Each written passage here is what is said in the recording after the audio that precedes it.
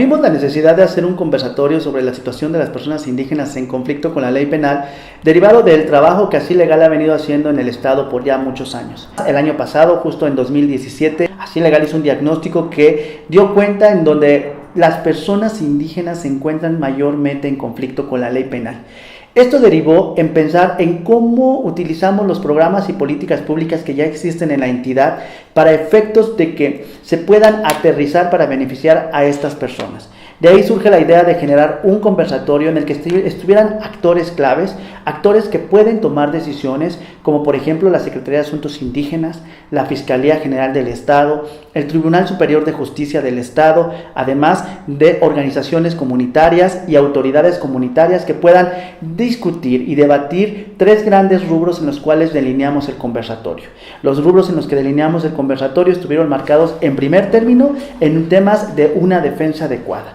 ¿Qué es lo que vimos? Veíamos que la Defensoría Pública no tenía personal indígena ni atendía casos de indígenas específicamente. Y esta lo que tiene en su mandato es contribuir al acceso a la justicia de todas las personas en la entidad. Hay que entender que en Oaxaca el 35% de las personas que se encuentran en conflicto con la ley penal son indígenas. Y lamentablemente la Defensoría Pública solo cuenta con 5% de sus defensores son indígenas. Y esto no quiere decir que este 5% esté trabajando por los casos de las personas indígenas. Este 5% está teniendo casos de todo tipo. Hoy, con el conversatorio, lo que se pretende es que la Defensoría pueda canalizar ese 5% de esfuerzo que ha tenido para sumar a los defensores y defensoras indígenas a sus plantillas, para que este 5% atienda a este 35% de personas indígenas que se encuentran en conflicto con la ley penal. Por el caso del Tribunal Superior de Justicia, si bien es cierto tiene una sala penal, esta sala penal indígena no necesariamente lleva casos de personas indígenas. Además, los miembros que trabajan dentro de la sala no es gente 100% especializada en temas como pluralismo jurídico o en derechos de las personas indígenas. Tengo entendido por las entrevistas que nos han dado ellos que el tribunal en esa sala no solo manda casos de personas indígenas, sino de otra índole. Y en el caso de la Fiscalía, no existe una Fiscalía para asuntos indígenas.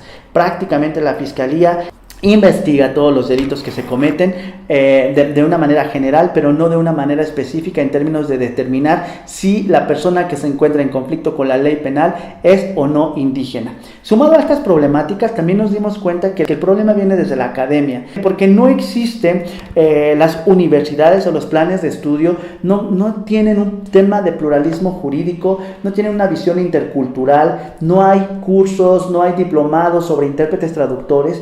Y hablando del tema de intérpretes traductores, algo que nos pareció muy interesante tiene que ver cómo la necesidad de que exista un padrón claro, específico, para que la sociedad y especialmente los operadores y operadoras del sistema de justicia sepan cuántos intérpretes traductores hay, de qué variantes y dónde están. Lamentablemente en este conversatorio la gran ausente fue la Comisión Nacional para el Desarrollo de los Pueblos Indígenas, a la cual estuvimos invitando de una manera muy insistente, pero no se presentó. Este es el segundo conversatorio que tenemos y la Comisión Nacional para el Desarrollo de los Pueblos Indígenas no ha estado pendiente, cuando también consideramos que es la institución encargada de transversalizar la política pública de interculturalidad y con ella contribuir a que se generen procedimientos u otros reconocimientos normativos para que podamos hablar ahora sí de un pluralismo jurídico. El conversatorio fue muy rico, trabajamos varias horas en 3 mesas temáticas que tiene que ver con temas de defensoras y defensores, el tema de intérpretes y traductores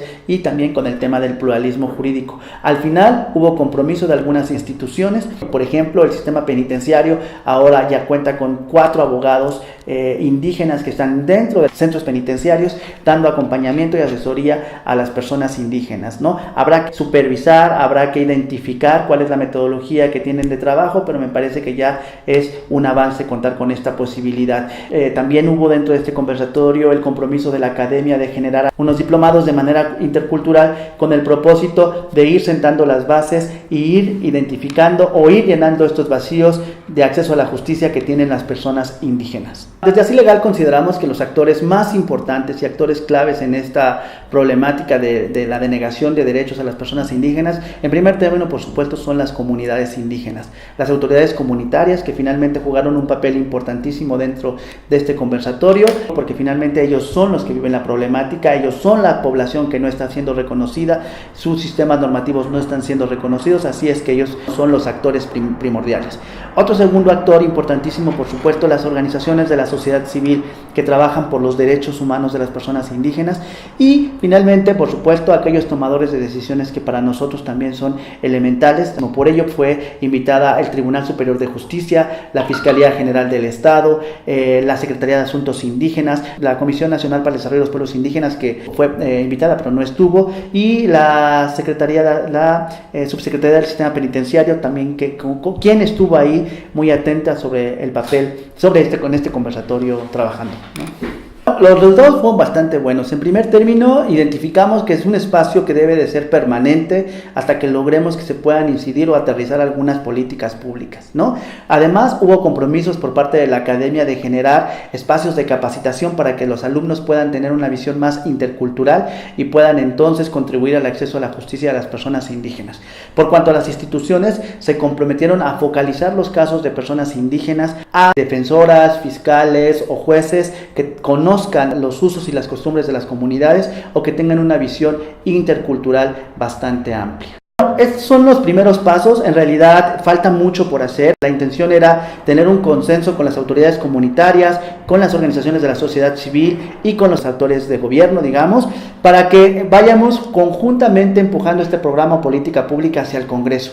La intención es que esta política pública se vea aterrizada y materializada, y para ello, por supuesto, se requiere de algunas modificaciones o en términos de armonización legislativa que las autoridades en cada una de las entidades, el proyecto está enfocado en Oaxaca y Chiapas, y cada una de las autoridades tiene que adoptar para poder hacer suyas estas tres políticas públicas que estamos presentando nosotros, que insisto, van de la mano en temas de intérpretes traductores, defensa adecuada o defensorías públicas y pluralismo jurídico. Al tema del Tribunal Superior de Justicia por el tema de la interculturalidad y la declinación de competencias, que estos, en dado caso de identificar que un caso puede ser ventilado por la comunidad, deberían de declinar competencia hacia esa autoridad comunitaria.